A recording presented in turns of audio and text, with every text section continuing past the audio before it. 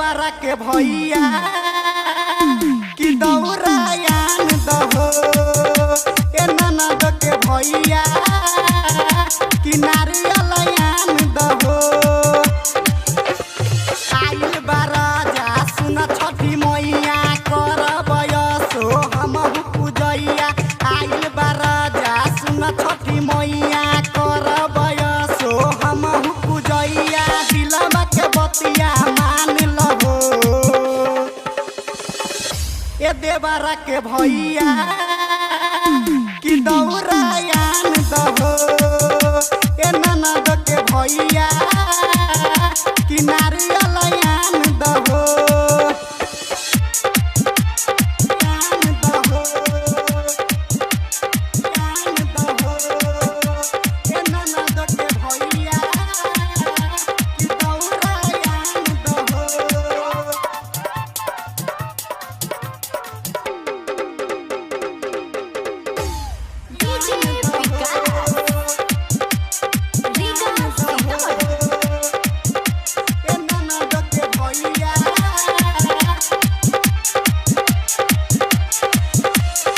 फल फूल लई राजा नारियल एक जोरा। नारियल एक जोरा लला किसे नुरा लई राजा मानी ल बतिया मोरा। मानी ल बतिया मोरा फल फूल लई राजा नारियल एक जोरा लला किसे नुरा लई राजा मानी ल बतिया मोरा। चूरी लई तू अब पहचानी लहो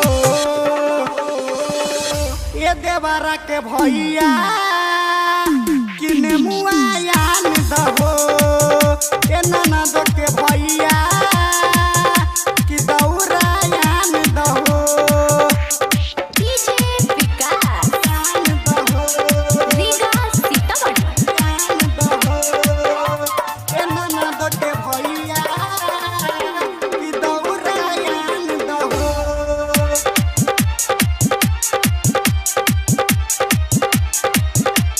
यान दहो यान दहो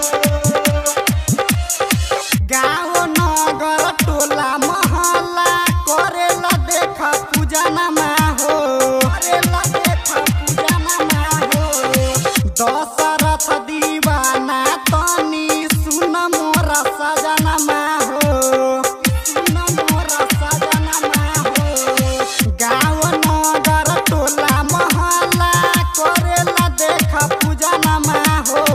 दशरथ दीवाना तनी सुन मोर सजनमा हो। सच कहिल बतिया मान लहो ए देवरा के भैया